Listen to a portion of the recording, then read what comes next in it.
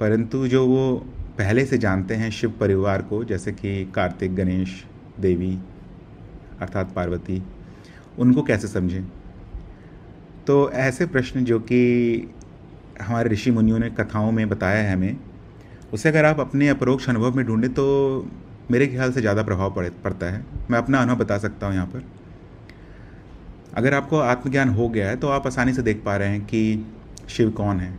जो भी उनकी व्याख्या की गई है, उस व्याख्या को आप आसानी से देख पाएंगे कि सभी जगह है, भिन्न नहीं है, सभी जीवों में है।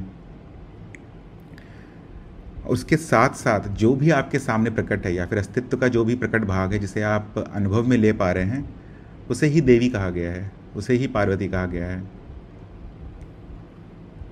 और उसके साथ साथ आप ये भी देख पा रहे होंगे कि जब आप आत्मज्ञान में बने रहने का प्रयास करते हैं तो बहुत बार ऐसा होता होगा कि साक्षी भाव छूट जाता होगा और वापस से आप जीव बन जाते हैं। तो ये क्या है?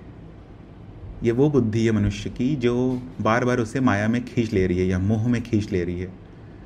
तो जो कथाओं में द्वंद्व दिखाया गया है या बताया गया है गणेश का, शिव का, वो यही द्वंद्व है कि आप साक्षी बने रहना चाहते हैं, आप शिव के साथ रहना चाहते हैं, अर्थात साक्षी भाव में रहना चाहते हैं, जो कि माया का ही भाग है, साक्षी भाव।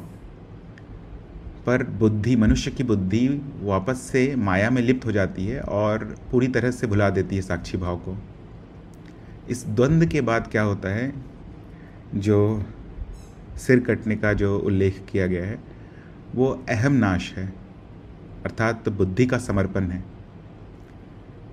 जब ये बुद्धि, मनुष्य की बुद्धि, कम से कम मोह से लिप्त बुद्धि अगर नष्ट हो जाए तो फिर स्वचेतना, अर्थात जो बताया जाता है कि हाथी का सर लगाया गया था, वो स्वचेतना के रूप में साक्षी भाव स्थापित हो जाता है आपके अंदर।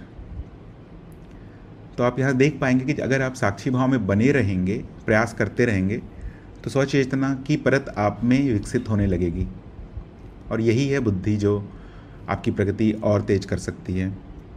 ये बुद्धि आपके सांसारिक कार्यों में शायद कुछ भी मदद ना करे। उस संसार में जीने के लिए जो बुद्धि चाहिए वो सभी साधकों के पास अभी भी होगा, पर प्रगति के लिए साक्षी भाव के द्वारा उत्पन्न स्वचेतना आपको चाहिए ही होगा।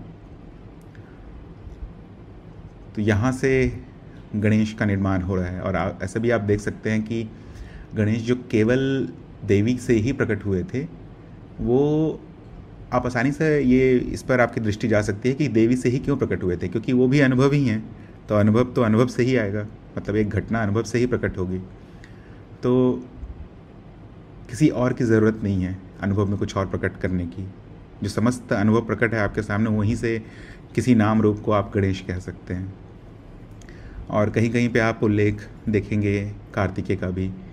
तो कार्तिक क्या है? वो साहस है जो आपको इस कुरुक्षेत्र में जीने के लिए या फिर जीवन व्यापन करने के लिए जो चाहिए होता है वो है।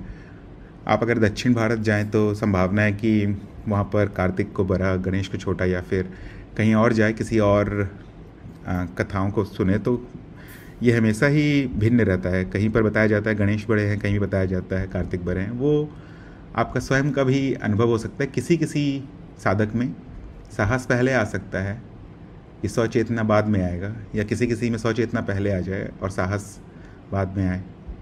तो आपके अनुभव में क्या हो रहा है वो आपको ढूंढना पड़ेगा, और कौन बड़ा है कौन छोटा है वो आपको समझ में आ जाएगा।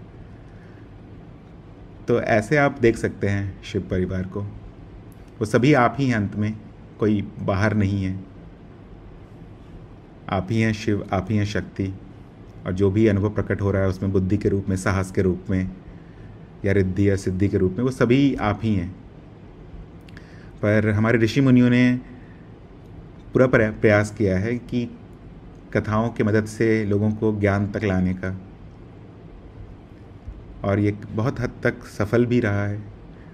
केवल भारत में जन्म ले लेने से ही हमें ज्ञान मिल जाता है, भले समझ में ना आए, उसके लिए गुरु लगते हैं, पर मिल तो सबको जाता है।